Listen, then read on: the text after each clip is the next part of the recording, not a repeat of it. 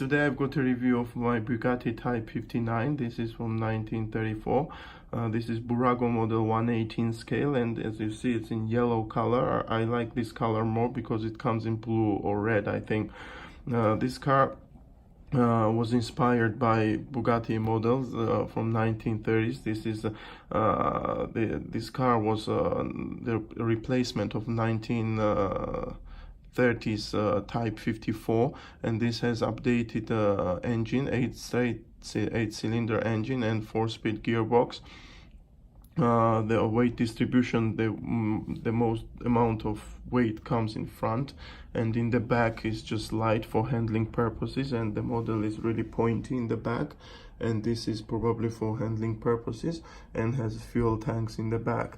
The front suspension setting comes way forward than the car engine itself, and it features with the piano wire spokes here on the wheels, and huge exhaust which runs all the way to the back of the car.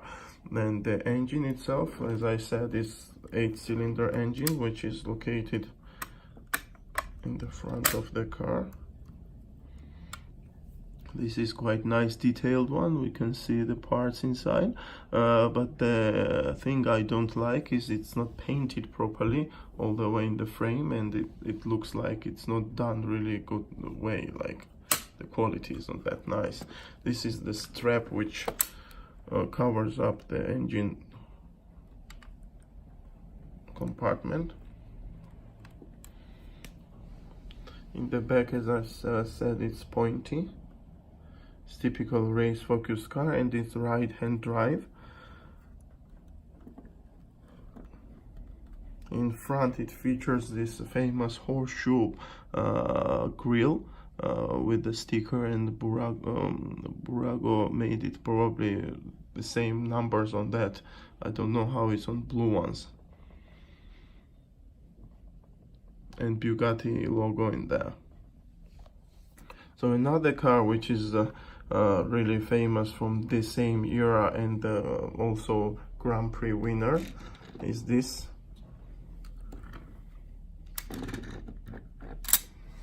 This is Alfa Romeo 2300 Monza Spyder. This was from the same era, from 1930s. This car featured 8-cylinder engine as well, but it was not the same volume. It had 2.3 engine, I think, not 3.3 like it was on Bugatti. So this car won 24-hour Le Mans as well, also some Grand Prix. So I think Grand Prix in Monza, that's why they named this model as Monza. So this is more like a road look car because it has this kind of wheel arches here which runs all the way down and up. The other Bugatti doesn't feature that. So I think this car was more made of like road versions for civilian usage. And that's why it looks more like a regular touring car.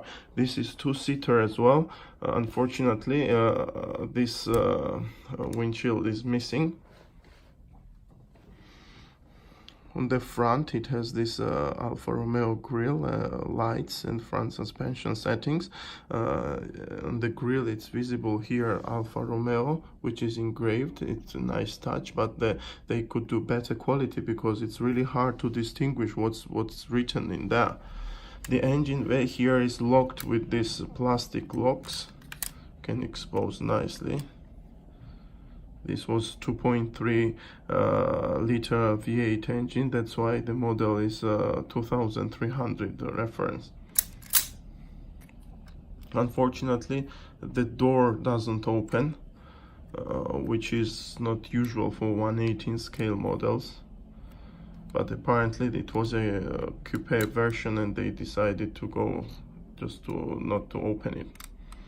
It has the same piano wire spokes on the wheels, and in the back it has huge spare wheel and the number plate. Stylistically, this Alfa Romeo is really similar to Mercedes 500K Roadster, which which I've got here. These are cars from the same era. As you can see that that's not that big difference. Even though Alfa Romeo was more racing focused car and Mercedes was more luxury and is just touring car for private use. You can see all these three models.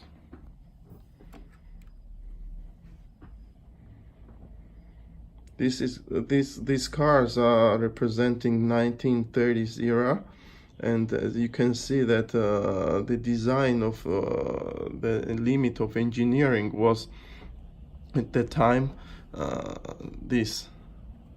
They could not go better.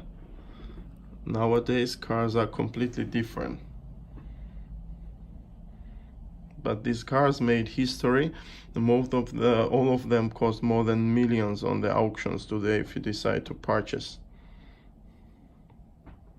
It's a nice look of the models. Thanks for watching, guys.